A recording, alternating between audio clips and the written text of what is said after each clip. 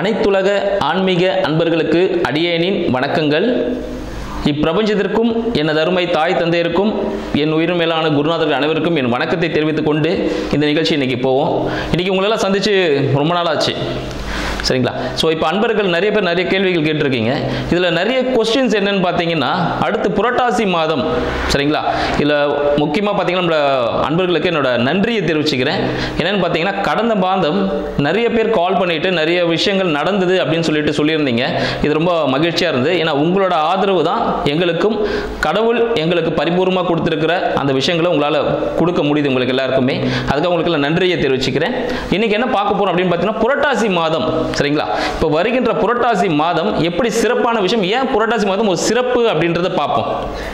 புரட்டாசின்னு பார்த்தீங்கன்னா பெருமாளின், சரிங்களா, பெருமாளின் அவதாரம் அப்படின்னு சொல்லுவாங்க.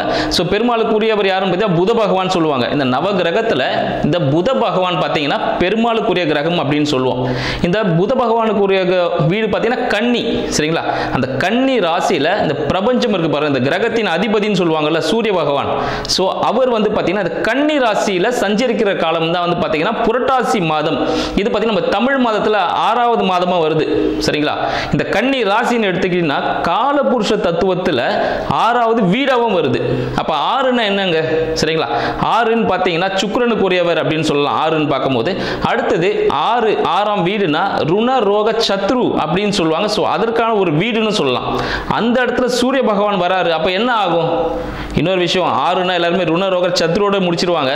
வெற்றிக்கான விடமும் 6 தான், சரிங்களா? ஸோ வெற்றி யாருக்கு கிடைக்கும்? யார் ஒருத்தர் பயிற்சி முயற்சி செய்யறாரு அவருக்கு தான் வெற்றி கிடைக்கும். அது 6ஆம் இடம். அந்த இடத்துல சூரிய பகவான் வர்றதுனால வெற்றிகள் நிறைய கிடைக்குங்க. எந்த முயற்சி எடுத்தினாலும் வெற்றி கிடைக்கும், சரிங்களா? சரி, ஓகே. இந்த நேரத்தில் எதுக்கு நம்ம பெருமாளை வணங்குறோம் அப்படின்னு பார்த்தோம்னா சில விஷயங்கள் இருக்கு. ஸோ பெருமாள் அப்படின்னு பார்க்கும்போது பார்த்தீங்கன்னா அவர் வந்து திருவோணம் நட்சத்திரம், சரிங்களா? திருவோணம் நட்சத்திரத்தில் புரட்டாசி மாதம் திருவோணம் நட்சத்திரத்தில் திருப்பதியில் இருக்கிற வெங்கடேச பெருமாள் இருக்க பாருங்க, அவர் வந்து எல்லாருக்கும் காட்சி அளித்த தினம் வந்து புரட்டாசி மாதத்தில் தான் இருக்கு.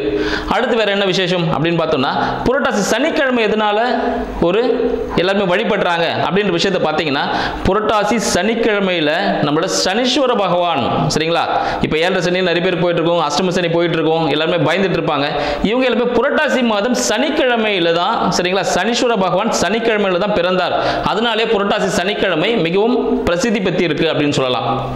10 அவதாரங்கள், நம்ம பகவானோட 10 அவதாரம் என்னன்னு பார்த்தோம்னா, முதலாவதாக பார்த்தீங்கன்னா மச்ச அவதாரம். மச்ச அவதாரம் மீன், சரிங்களா? கடலில் வாழக்கூடிய மீன் போல. நம்மளோட புராணங்கள் எப்பயுமே பார்த்தீங்கன்னா அறிவியலோட சம்பந்தப்பட்டு இருக்கணும், சரிங்களா? அறிவியல் ஒத்துக்கக்கூடியதா ஒரு விஷயமா இருக்கும், அறிவியல் ஏற்றுக்கக்கூடிய ஒரு விஷயமா இருந்தால் தான் எல்லாரும் உலக மக்களை ஏற்றுப்பாங்க.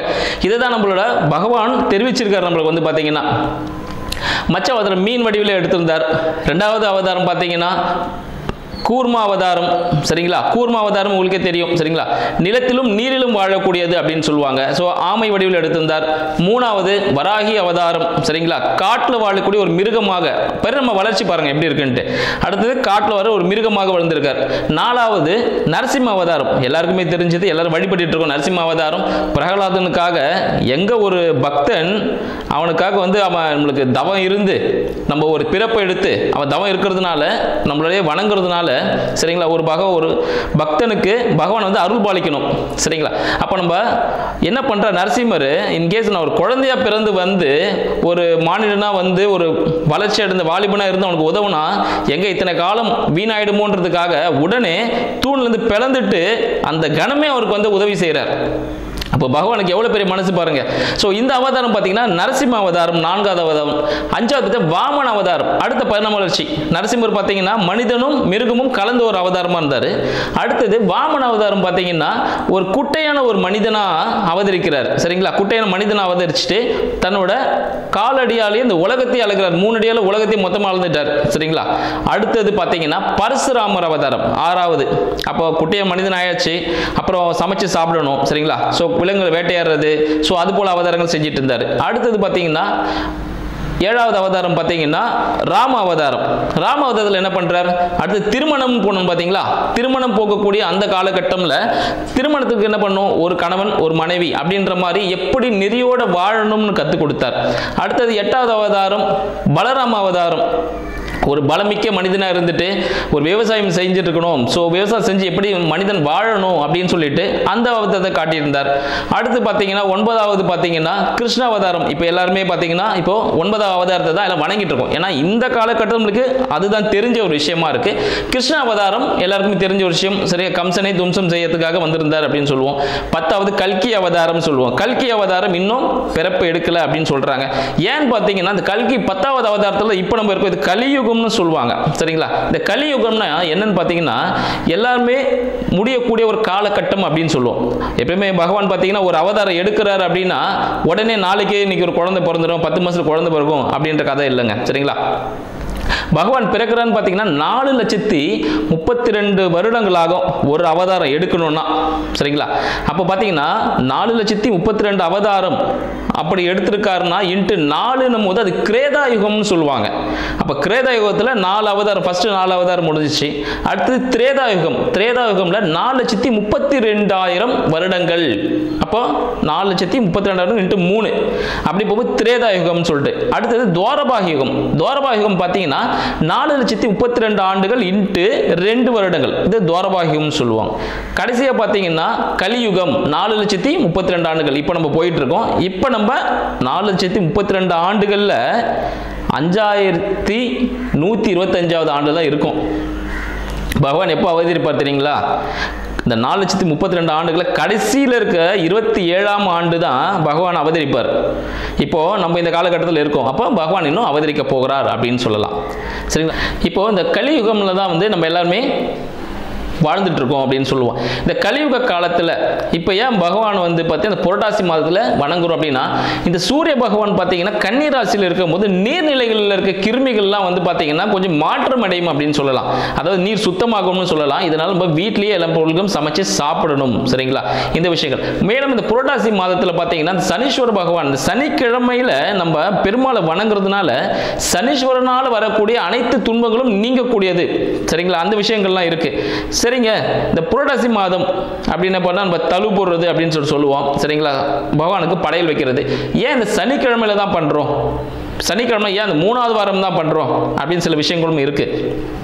ஏன்னா நம்ம ஒரு ஊருக்கு போனோம்னா அந்த பஸ் ஸ்டாம்புக்கு போனால் தான் அந்த பஸ்லேருந்து ஏறி அந்த ஊருக்கு போக முடியும்.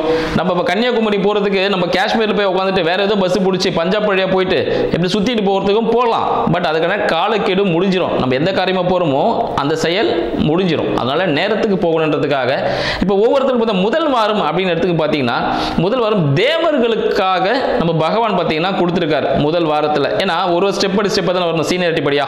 ஸோ அப்படி பார்த்தீங்கன்னா முதல் வாரம் தேவர்களுக்காக கொடுத்துருக்கிறார். தேவர்கள் முதல் சனிக்கிழமையில பகவானுக்கு அவர் பிரம்மோற்சவம். சரிங்களா, திருப்பதியில் பார்த்தீங்கன்னா பிரம்மோற்சவம் நடக்கும் இந்த காலகட்டத்தில். இப்போ பார்த்தீங்கன்னா பிரம்மனே வந்து பெருமாளுக்கு உற்சவம் பண்ணி அவரோட விஸ்வரூப தரிசனம் பார்ப்பாராம். சரிங்களா, அதனால பிரம்மோற்சவம் எப்போ நடக்கும் பார்த்தீங்கன்னா முதல் வாரம். சரிங்களா, அப்போ ஸ்டார்ட் ஆகிடும். 2ஆம் வாரம் யாருக்கு அப்படின்னு பார்த்தீங்கன்னா தேவர்களுக்கு. சரிங்களா, அடுத்த கீழே இருக்க தேவர்களுக்கு 2ஆம் வாரம் கொடுத்துருக்காங்க. 3ஆம் வாரம் நம்மளால மனிதர்களுக்காக, 4ஆம் வாரம் நம்மளுக்கு அடுத்த நிலையில் இருக்கிற ஜீவராசிகளுக்காக அப்படின்னு சொல்லுவோம். சரிங்களா, இப்போ இந்த விஷயங்கள்லாம் போயிட்டு இருக்கும்போது என்ன ஆகுது பார்த்தீங்கன்னா இந்த 3வது வாரம் மிக சிறப்பானதாக மனிதர்கள் ஆகிய நம்ம பகவானை வீட்டுக்கு அழைக்கும் போது நிறைய விஷயங்கள் பண்றோம். அந்த காலத்துலலாம் பார்த்தீங்கன்னா அந்த காலத்தில் ஒரு 20 வருஷத்துக்கு முன்னாடி அப்படின்னு பார்த்தோன்னா சின்ன குழந்தைகளுக்கு பகவான் மாதிரி வேஷம் போட்டு கையில் ஒரு பாத்திரத்தை கொடுத்து வீடுகளில் அரிசியை வந்து பிக்ஷையாக வாங்கி, சரிங்களா, அதில் பொங்கல் எல்லாம் செஞ்சு பகவானுக்கு படைச்சிட்டு அந்த ஒரு பழக்கம்லாம் இருந்துச்சு. இப்போ நிறைய விஷயங்கள் எல்லாம் மாறுறதுனால எல்லாருமே அந்த விஷயத்தை மாறிக்கிட்டோம், எல்லாருமே அப்டேட் பண்ணிக்கிட்டோம். பட் இதெல்லாம் வந்து பழங்காலமாக தொடர்றதுனால நம்ம குழந்தைகளுக்கு நம்ம பெரியவங்க மூலியமா அதை சொல்லிக் கொடுக்க வேண்டியது நம்மளோட ஒரு கடமைங்க. இல்லைன்னா நிறைய விஷயங்கள் மறைஞ்சிரும். சரிங்களா, அந்த விஷயங்கள்லாம் இருக்கு. இப்போ 3வது வாரம் நம்ம எல்லாருமே பகவானை தரிசிக்க போறோம். பகவானை ஆக்சுவலி எல்லா வாரமும் நம்ம பகவானை கும்பிடுவோம். பட் 3ஆம் வாரம் செய்யும்போது இன்னும் சிறப்பான விஷயங்கள் நம்மளுக்கு கிடைக்கும். அன்னைக்கு என்னெல்லாம் செய்யலாம்? அன்னைக்கு மறக்காம புளியோதரை, சக்கரை பொங்கல், பால் பாயாசம். சரிங்களா, இது 3ம் முக்கியமான விஷயம். அடுத்து மெதுவடை கண்டிப்பாக செய்யுங்க. அதில் வெங்காயம் சேர்க்கக்கூடாது, ஆனியன் சேர்க்காம நீங்கள் அந்த விஷயத்தை பண்ணுங்க. சரி, எப்போ நீங்கள் பகவானை வணங்கலாம் அப்படின்னு பார்த்தீங்கன்னா 3ஆம் வாரம் சனிக்கிழமை காலையில் 10:50 11:30. சரிங்களா, இல்லை நிறைய பேர் சொல்லுவாங்க, ஐயா நான் வந்து அசதியாக தூங்கிட்டேன், இல்லை எனக்கு நான் வந்து பேஷண்ட்டு வாட் எவர் நான் மெடிசன் போட்டுட்ருக்கேன் அப்படின்னா ஒன்றும் பிரச்சனை இல்லைங்க. ஒரு 12:30 மணிலேருந்து 1:30 மணிக்குள்ளே சரிங்களா பகவானை நீங்கள் வழிபடலாம். பகவானை வழிபட்டு முடிச்சுட்டு சரிங்களா பெரியோர் காலில் விழுந்து ஆசீர்வாதம் வாங்கணும். அதே போல் அங்கே வச்ச பிரசாதம் எல்லாமே பார்த்தீங்கன்னா நம்ம சாப்பிட்டு முடிச்சுட்டு மற்றவங்களுக்கு அதை கொடுத்து அதை காலி பண்ணு, வேஸ்டாக்கி குப்பையில் எதுவும் போட வேண்டாம் சரிங்களா. இந்த விஷயத்தை கொஞ்சம் கரெக்டாக ஃபாலோ பண்ணோன்னா நமக்கு நிறைய விஷயங்கள் நடந்திருக்கும். இப்போ நீங்கள் எல்லாமே தெரிஞ்சிட்டு இருப்பீங்க இந்த பகவான் பார்த்தீங்கன்னா எதனால புரட்டாசி மாதத்துக்கு இவ்வளவு சிறப்பு இருக்கு அப்படின்னு சொல்லிட்டு எல்லாருக்கும் தெரிஞ்சிருக்கும். இப்போ உங்களோட ராசி பலன்களை பார்ப்போம். ஒவ்வொருத்தருக்கும் புரட்டாசி மாதம் என்ன விதமான ராசிகளை பலன்களை அளிக்க போகிறது அப்படின்ற விஷயத்தை நம்ம பார்க்கலாம். மகம் நட்சத்திர அன்பர்களுக்கு அடியேன் வணக்கம். மக நட்சத்திர அன்பர்களுக்கு பார்த்தீங்கன்னா என்ன ஒரு அற்புதமான மாதமாக அந்த புரட்டாசி மாதம் இருக்குதுன்னு பார்த்தோம்னா, மகம் நட்சத்திரம் கேதுவின் நட்சத்திரம் சரிங்களா. கேது எங்கே இருக்காரு பார்த்தீங்கன்னா சிம்ம வீட்டில் இருக்கிறாரு. சிம்மத்துக்கு அதிபன் சூரியன் எங்கே இருக்கிறார் பார்த்தா கன்னியில் இருக்கிறார். அப்போ என்ன விஷயம் நடக்கும் அப்படின்னு பார்த்தீங்கன்னா, ஞானம் சரிங்களா பல விதமான இது வரைக்கும் நீங்கள் செஞ்சிருந்த செயல்களுக்கு எல்லாமே உங்களுக்கு ஒரு படிப்பினை தரக்கூடியது, ஒரு அனுபவம் தரக்கூடியது. அனுபவம் தானே சிறந்த ஆசான். ஸோ அனுபவம் எப்போ கிடைக்கும்னு பார்த்தீங்கன்னா, அது ஒரு முயற்சியில் ஒரு வெற்றி தோல்வியில் தான் அதிகமாக கற்றுக்க முடியும். இந்த வெற்றி தோல்வியில் தான் நிறைய விஷயங்கள் தெரிய வரும்போது உங்களுக்கு ஞானம் என்றது பிறக்கக்கூடியது. ஆன்மீக எண்ணங்கள் தோன்றக்கூடிய மாதமாக இந்த புரட்டாசி மாதம் நம்ம மகம் நட்சத்திரக்காரர்களுக்கு இருக்குங்க. ஸோ புரட்டாசி மாதத்தில் என்ன பண்ணுங்க, பெருமாள் வழிபாடு சரிங்களா. 3வது சனிக்கிழமை வரும் பார்த்தீங்களா, எல்லா சனிக்கிழமையும் பெருமாள் வழிபாடு செய்கிறது மிக சிறப்பானது ஒரு அமைப்பை ஏற்படுத்தும் அப்படின்னு சொல்லலாம். புதிய முயற்சிகள் தொழில் வேண்டாம் சரிங்களா. மக நட்சத்திரம் புதிய முயற்சிகள் செய்ய வேண்டாம். செஞ்சீங்கன்னா தொழிலில் ஒரு அழுத்தம் ஏற்படும். இல்லை வேலை செய்கிறதுல புதுசாக நான் இதை பண்ணுறேன், ஒரு ப்ரொமோஷனாக ட்ரை பண்ணுறேன்னா இந்த மாதத்தை விட்டுருங்க. பண்ணிங்கன்னா கண்டிப்பாக ஒரு அழுத்தம் ஏற்படும், ஒரு ப்ரெஷர் ஆகுவீங்க நீங்களே அப்புறம் பிபி மாத்திரை எல்லாம் சாப்பிட்ற மாதிரி ஆகிடும். அதனால் வந்து அந்த விஷயத்துக்குள்ளே போகாதீங்க. அது நார்மலாகவே நல்லபடியாகவே போய்கிட்டு இருக்கு, ஒன்றும் பிரச்சனைகள் இல்லை. அடுத்து பார்த்தீங்கன்னா ஊனமுற்றோர் முதியோர், ஸோ இவங்களுக்கு உதவிகள் செய்வது மூலமாகவும் உங்களுக்கு நிறைய விஷயங்கள் கைகூடும், அனுகூலமாக மாறக்கூடிய அமைப்பு உண்டு. உங்கள் நண்பர்களிடம் கொஞ்சம் ஜாக்கிரதை சரிங்களா. நண்பர்கள் உங்களை சதி செய்ய வாய்ப்புகள் உண்டு இந்த புரட்டாசியில். அதனால் நண்பர்கிட்ட என்ன பண்ணணும், என்ன ஏதுன்னு சொல்லிட்டு கரெக்டாக பேசிட்டு கரெக்டான விஷயங்களை முடிச்சுட்டு வந்துடணும் வீட்டுக்கு. இல்லைனா சில சச்சரவுகளை சந்திக்கக்கூடிய மாதமாக இந்த புரட்டாசி மாதம் இருக்கு அப்படின்னு தெரிவிச்சுக்கலாம். வீடு எதனா வாங்கணும் விற்கணும் அப்படின்னு பார்த்தீங்கன்னா இந்த புரட்டாசியில் உங்களுக்கு வீடு வாகனங்கள் விற்பதற்கான வாய்ப்பு ஏற்பட போகுது. அதனால் எதனா ரெடி பண்ணணும்னா டாக்குமெண்டேஷன்ஸ்லாம் கிளியர் பண்ணி வச்சுக்கோங்க. கண்டிப்பாக கிளைண்ட் வந்துருவாங்க, வீடு சேல் ஆகிடும் அப்படின்ற விஷயத்தையும் தெரிவிச்சுக்கிறோம்.